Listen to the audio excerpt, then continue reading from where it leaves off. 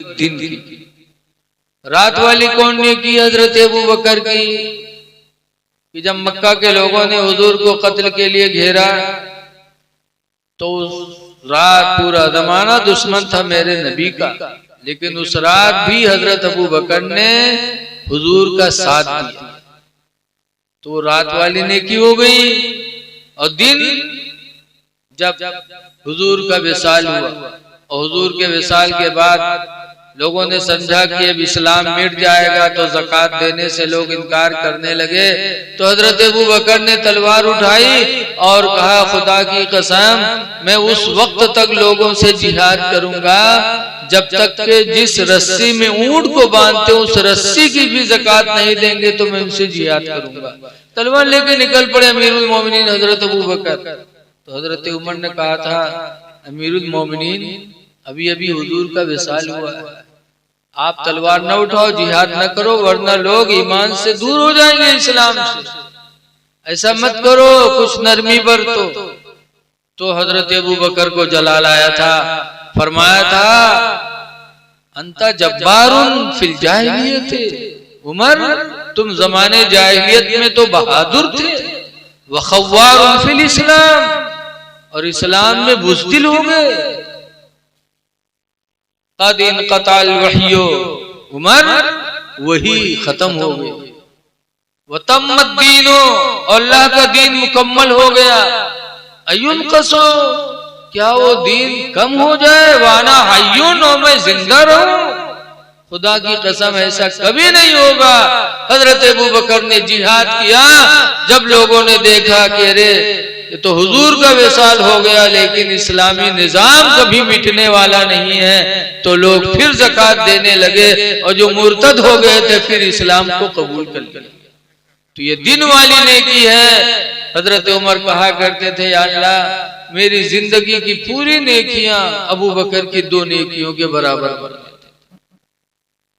ये सहाबा थे जो हर वक्त अल्लाह को राजी करने के लिए सोचा करते थे। आज हम दुनिया में इस तरह से डूबे हुए हैं कि हमारी शाम गुजरती सुबह गुजरती हमको एहसास नहीं कि जिस खुदा ने हमें पैदा किया उसका शुक्र भी हमें अदा करनी है कि नहीं अदा करनी। ऐ लोगों, नमाजों की पाबंदी करो और रिज़्क़ हलाल खाने की कोशिश करो। हलाल रोज़ी ये बहुत बड़ी इबादत है, बगैर इसके हमारी इबादतें भी कबूल नहीं हो सकती। इसीलिए अल्लाह का हुक्म है, या अय्युहल्लज़ीना आमनू इज़ा क़ुदियतिस सलाह, ऐ ईमान वालो जब नमाज पूरी हो जाए, फंतशिरू फिल अर्द, तो जमीन में फैल जाओ, वब्तगू मिन फज़लिल्लाह, और अल्लाह की जमीन में फैल करके अल्लाह की दी हुई रोजी को तलाश करो। मस्जिद में न पड़े रहो, बल्कि मस्जिद से नमाज पढ़ के निकल लो और इसके हलाल की तलाश करो। हलाल रोजी तलाश करने के लिए घर से निकलना ये भी सहाबा की सुन्नत है। एक सहाबी ससुराल में रहते थे, 2 मंजिला मकान था, नीचे सास ससुर, ऊपर बिटिया दामाद। रोजी कमाने के लिए घर से निकलने लगे। जैसे आज हम लोग दिल्ली बंबई जाते हैं, ऐसे वो भी निकले। जब निकले तो निकलते वक्त उन्होंने अपनी बीवी से कहा, ला तंजली मिनल उलुवी इला सफली, ऐ मेरी बीवी तुम ऊपर से नीचे न उतरना, हत्ता रुजिअ मिन सफरिना, यहाँ तक कि मैं सफर से वापस आ जाऊं। ये कह के चले गए। नीचे उस लड़की के बाप रहते थे। हदीस में फमरदा अबूहा, तो उस लड़की का बाप बीमार हो गया। लड़की नीचे बाप, लड़की ऊपर बाप नीचे, बाप बीमार हो गया। जब लड़की ने सुना कि मेरे अब्बा की तबीयत खराब है और ये भी सोचा कि मेरे शौहर मना करके गए थे कि नीचे न उतरना, तो हदीस में फारसलत इमरातन इला रसूलिल्लाह, तो उस औरत ने, उस लड़की ने एक औरत को हुजूर के पास भेजा कि जाके हुजूर से मसला पूछो कि क्या मैं नीचे बाप को देखने के लिए उतर सकती हूँ, मेरे शौहर ने मना किया था। जब हुजूर से पूछा फकाल रसूलुल्लाह ला, तो सरकार ने फरमाया नहीं, हत्ता ततियाल दौजके, उससे कह दो नहीं नहीं, यहाँ तक कि तू अपने शौहर की फरमाबरदारी कर। नीचे न उतर, नीचे नहीं उतरी। लिखा है फस्तद्दु मर्दु अबीहा, तो उसके बाप की बीमारी और बढ़ गई। सुम्मा अरसलत इम्रातन इला रसूलिल्लाह, फिर उसने एक औरत को हुजूर के पास भेजा कि जाके हुजूर से पूछो कि इसी सूरत में उतर सकती हूँ कि नहीं। फकाल रसूलुल्लाह ला, तो सरकार ने फरमाया नहीं। हदीस में हत्ता माता अबूहा, यहाँ तक कि उसके बाप का इंतकाल हो गया। लड़की ऊपर है, बाप नीचे, बाप का इंतकाल हो गया। तो हदीस में फसुम्मा अरसलत इम्रातन इला रसूलिल्लाह, तो उसने फिर एक औरत को बारगाह नबी में भेजा कि जाके पूछो कि मेरे बाप का इंतकाल हो गया, मैं बाप का चेहरा देखने के लिए नीचे उतर सकती हूँ कि नहीं। जब पूछा तो सरकार ने फरमाया ला, नहीं, नीचे नहीं उतर सकती, तो अपने शौहर की फरमाबरदारी कर। नीचे नहीं उतरी। लड़की के बाप का जनाजा तैयार हुआ। अल्लाह के रसूल भी जनाजे में से तशरीफ ले गए। नमाज पढ़ के जब उसको दफनाने लगे, तो दफनाने के वक्त एक गैबी आवाज आई, कद गफरतो बिहसनाति बिन्तिही, मैंने इसको बख्श दिया इसकी लड़की की नेकियों के वसीले से। जब ये गैबी आवाज आए तो सरकार मुस्कुरा के फरमाते हैं, लोगों देखो ये वो खुश नसीब इंसान है कि आज बख्शा जा रहा है तो अपनी लड़की की नेकी के वसीले से बख्शा जा रहा है। इससे पता चला कि औलाद की नेकी माँ बाप के काम आ सकती है।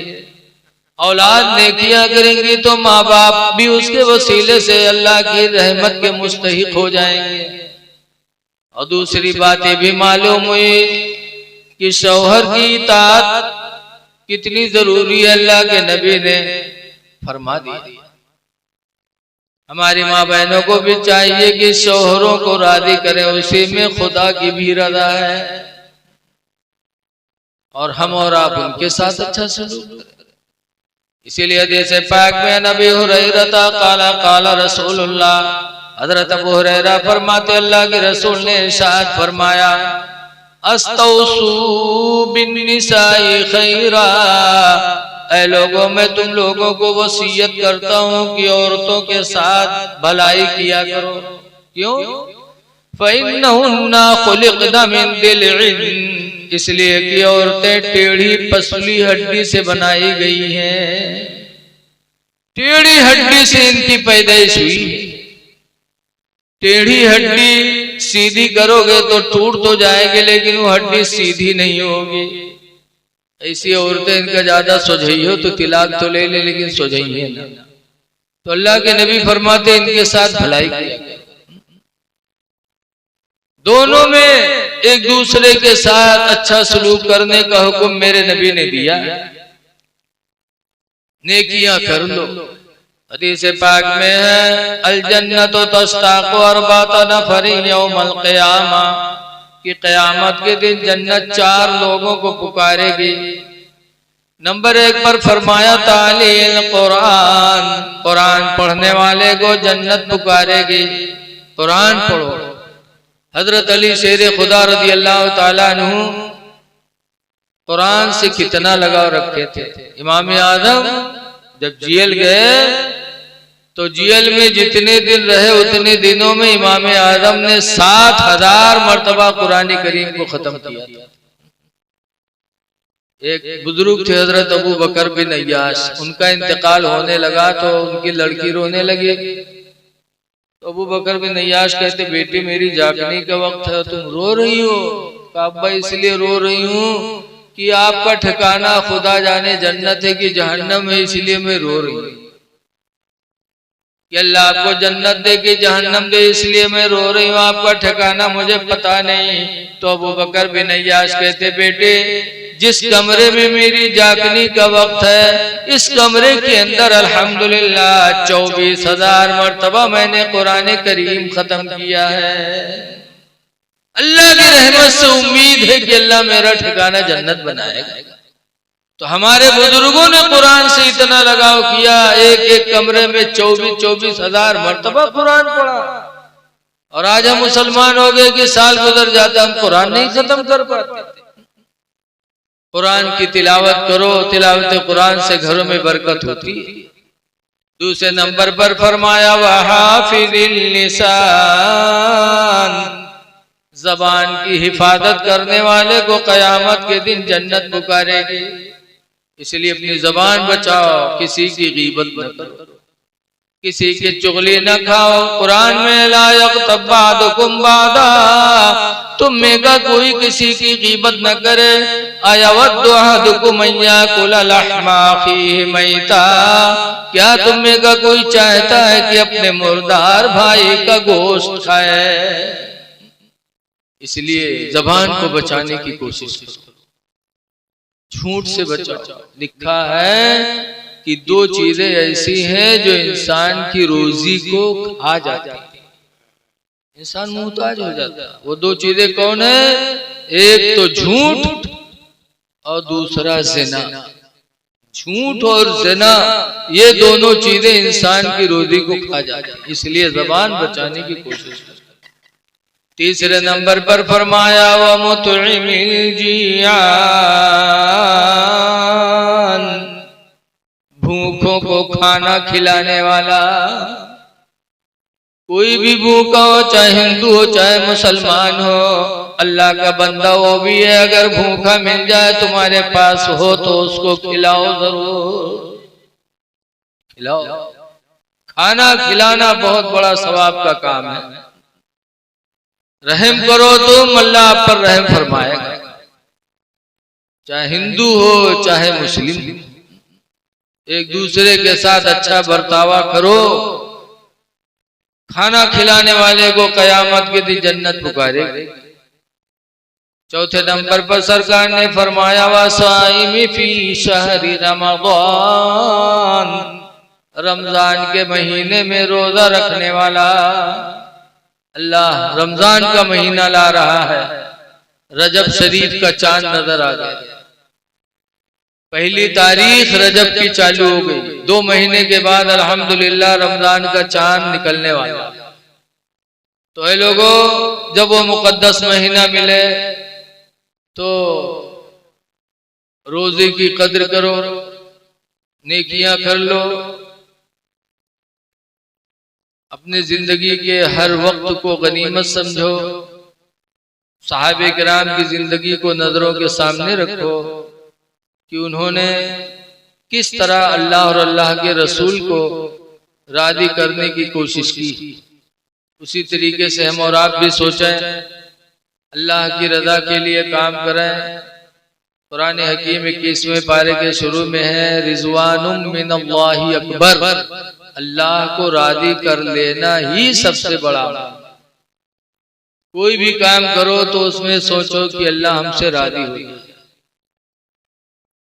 इसलिए कि बुखारी की हदीस है, सबसे पहली हदीस यही है, इन्नमल अमालु बिन्नियात, बेशक अमलों का दारो मदार नियत पर है। फमन कानत हिजरतहु इलल्लाहि व रसूलिही, तो जिसकी हिजरत अल्लाह और उसके रसूल के लिए होगी, फहिजरतहु इला मा हाजरा इलैहि, तो उसकी हिजरत वही तक होगी जहां तक उसने किया कि अल्लाह के रसूल की रजा उसको मिल जाए। देखो, मुसलमानों ने मक्का छोड़ा था, जब हुजूर ने हिजरत की तो मुसलमानों ने भी हिजरत किया। बीवी बच्चे घर मकान सब छोड़ दिया, अल्लाह के रसूल की मोहब्बत में मदीना पहुंच गए। जब वहां पहुंचे तो मदीने के अंसारियों ने बड़ी कुर्बानी की। देखा कि ये सब इस्लाम के नाम पर सब छोड़ आए हैं, तो मदीने के अंसारियों ने अपना घर भी दिया। और जिसके निकाह में 2 बीवियां थी, एक बीवी को तलाक देके एक मुहाजिर को दे दिया। इस तरीके से जो मक्का से गए थे बगैर बीवी के थे, बीवी वाले हो गए। जो मक्का में गरीब थे मदीने में जाकर मालदार हो गए। मदीने के अंसारियों ने इतना दिया मुहाजिर मुसलमानों को। तो मक्का में जो मुनाफिकीन थे वो लोग सुनिन कि अरे यार फलनवा यहाँ गरीब रहा है, हुआ गवा पैसों पाएगा तमाम और मेहरू पाएगा। वह जो मुनाफिक थे वो मक्का से चल पड़े, किस लिए कि मदीना जाएंगे तो हमें औरतें भी मिल जाएंगी, दौलत भी मिलेगी। तो औरत और दौलत की चक्कर में वो मक्का छोड़कर मदीना पहुंचे। जब मदीना पहुंचे तो सरकार ने फरमाया था इन्नमल अमालु बिन्नियात, बेशक अमलों का दारो मदार नियत पर है, जिसकी जैसी नियत होगी उसको वैसे उसका सिला मिलेगा। तो हर काम में नियत अच्छी रखो। इसीलिए हजरत अबू हुरैरा रज़ियल्लाहु अन्हु रवायत करते हैं कि लोगों अमलों में खुलूस पैदा करो, इखलास पैदा करो, इसलिए कि तुम्हारे अमलों का परखने वाला बड़ा दाना है, अल्लाह बहुत अक्लमंद। तो इसलिए ये इसाले सवाब की महफिल है। देखिए हर मुसलमान का फर्ज बनता है कि अपने भाई के लिए दुआ करो। हजरत उमर रज़ियल्लाहु ताला अन्हु ने भी वसीयत किया था कि लोगों अपने भाई उमर के लिए दुआए मग़फ़िरत करो। हजरत अबू हुरैरा रज़ियल्लाहु ताला अन्हु ने भी यही वसीयत की। तो दुआ करो अल्लाह ताला हमारे हाफिज सद्दाम साहब के वालिद को और तमाम ईमान वालों के अल्लाह ताला मग़फ़िरत फरमाए और अल्लाह उनके कब्र को बुक्के नूर बना दे। अब देखिए टाइम भी हो चुका और हजरत अल्लामा सुभान रज़ा साहब की तकरीर भी बाकी है। इन्हीं चंद बातों के साथ मैं अपनी तकरीर ख़त्म कर रहा हूँ। अल्लाह ताला हमको आपको अमाल सालिहा की तौफीक अता फरमाए। अस्सलामु अलैकुम वरहमतुल्लाहि वबरकातुहू।